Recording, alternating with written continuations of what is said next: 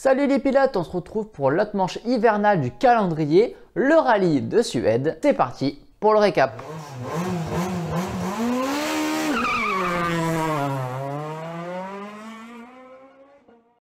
Avant de commencer avec les juniors WRC, n'hésitez pas à vous abonner pour ne rien manquer. Jeudi, c'est la reprise, voici rapidement les engagés pour cette année. Évidemment, nous allons supporter nos Français Tristan Charpentier et Florian Barral. Vainqueur l'an passé, Miles Johnson prend la tête du rallye devant Ali. Pour l'instant, Tristan Charpentier est 7ème à 4 secondes 7. Vendredi, sans surprise, Miles Johnson fait le même coup que l'an dernier et prend la tête du rallye avec une large avance. Nos Français se trouvaient en bagarre pour le podium, malheureusement suite à un souci, ils perdent près de 11 minutes. À la fin de la journée, Johansson a 48 secondes d'avance. Samedi, alors qu'il est confortablement installé en tête, Miles Johansson perd près de 2 minutes. Et c'est Gil Taylor qui hérite de la tête. Miles Johansson va attaquer comme un fou pour revenir. Le dimanche, c'est Gil Taylor et Brick Daniel qui s'imposent sur ce rallye. Miles Johansson n'aura pas réussi à remonter, il termine quand même deuxième devant le troisième, Kelly Heyman. Alors qu'il a terminé deuxième du rallye, Miles Johansson prend la tête du championnat grâce au nombre de spéciales qu'il a remporté. On passe donc maintenant au WRC2. Petite sensation du début d'année en Finlande, Toka Kopinen est présent sur ce rallye. L'occasion de voir les performances de ce jeune espoir finlandais en comparaison avec les WRC2. Oliver Solberg est présent et le favori de ce rallye. On retrouve également Romy Jorgensen, le champion junior en titre. Sans surprise, le jeudi soir, Solberg prend la tête 1 seconde 4 d'avance sur Pontus Tiedemann, un ancien pensionnaire du WRC2 qui a même roulé en WRC et a été champion WRC2. 2 secondes 3 sur Koronen et un peu plus loin derrière Kopinen. Vendredi, Solberg confirme sa position de favori et augmente légèrement son avance au fur et à mesure des spéciales. Alors en bataille avec Solberg, Lina Mae heurte une pierre sur la route qui est malheureusement en plein milieu de la trajectoire, il n'a pas pu l'éviter. La sanction est immédiate, il a une crevaison et chute dans le classement. Solberg reste intouchable malgré quelques problèmes de puissance ou d'échappement. Il est en tête avec 23 secondes d'avant. Évidemment, rien n'est joué pour la victoire, 23 secondes ce n'est pas beaucoup et le podium n'est pas joué non plus. Koronen, Lina Mae, Ekila ou encore Juna. Pour Kopinen, l'apprentissage n'est pas facile, il commet plein de petites erreurs. Le samedi, Solberg augmente encore son avance. Lina Mae sort un peu large d'un virage, tape un mur de neige et se coince dedans. Il perd près de 5 minutes. Dans le même spécial, Kopinen, lui, en perdra 15. Dimanche, Solberg est en tête avec plus de 40 secondes d'avance et va donc s'imposer sur ce rallye de Suède. Koronen termine deuxième de ce rallye devant troisième Ekila. Au championnat, Oliver Solberg devient co-leader avec Johan Rossel. Rachel Somachini était présente sur ce rallye. On n'oublie pas qu'elle roule pour récolter des fonds pour l'association contre la mucoviscidose. Elle réussit à terminer ce rallye de Suède qui n'est pas simple du tout et termine à la 17e place du WRC2. Et on passe maintenant au WRC. Le jeudi, pour commencer, course super spéciale de 5 km de nuit. Evans ouvre la route et prend les commandes du rallye. Il semblerait bien que pour une fois, être le premier sur la route en Suède est avantageux. Tanak et Rovanperä sont à une demi-seconde, Fourmeau à 1 seconde 4, les écarts sont assez faibles pour le moment, même si Sex et Munster se retrouvent déjà à plus de 10 secondes.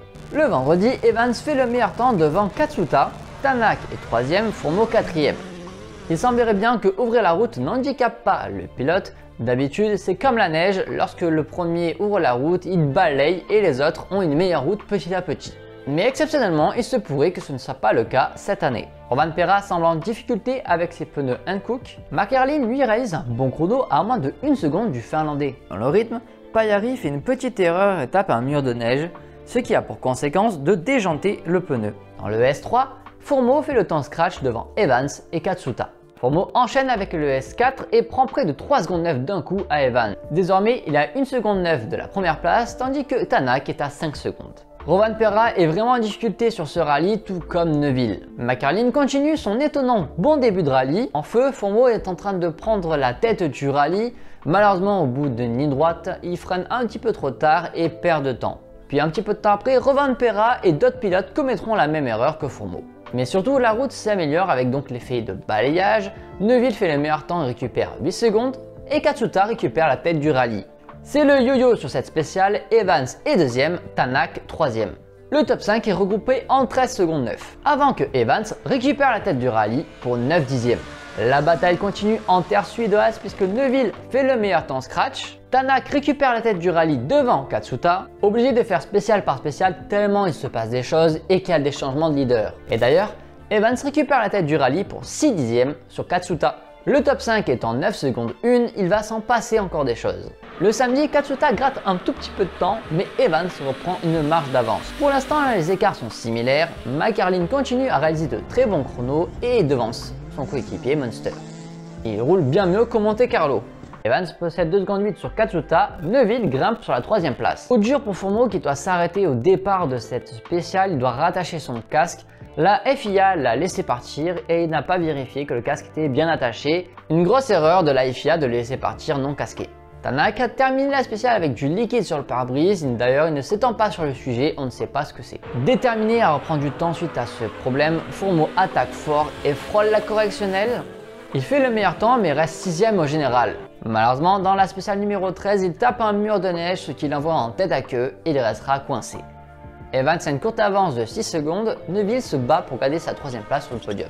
Dans la super spéciale, Evans cale, de nombreuses secondes sont lâchées. Neuville fait le temps scratch et la tête de course se resserre. Evans a 3 secondes d'avance sur Katsuta, 6 secondes sur Neuville. Tanak et Rovanperä sont un petit peu plus loin, mais peuvent espérer si jamais il se passe des choses à l'avant. Dimanche, c'est parti donc pour le super dimanche où des points supplémentaires sont attribués. McCarlin, auteur d'un très bon rallye jusque-là, commet une erreur et tape dans un mur de neige, mais c'est Katsuta qui récupère la tête du rallye pour 4 secondes 5 d'avance sur Evans. Evans sonne la charge et fait le temps scratch de la spéciale numéro 17, un très bon chrono puisqu'il récupère la tête du rallye pour 3 secondes 7, à une spéciale de la fin. Il s'impose dans la Power Stage pour 1 dixième, il gagne le Super Dimanche et gagne cette édition 2025 du rallye de Suède. On semble retrouver le Evans qui était si rapide et dangereux au point de jouer le titre face à Ogier, celui donc avant l'ère hybride. Deuxième, Katsuta était donc brillant sur ce rallye, il n'a jamais été aussi près de remporter une victoire en WRC, quel dommage. Troisième, Neuville donc assure les points pour le championnat et quand même réalisé quelques bons chronos.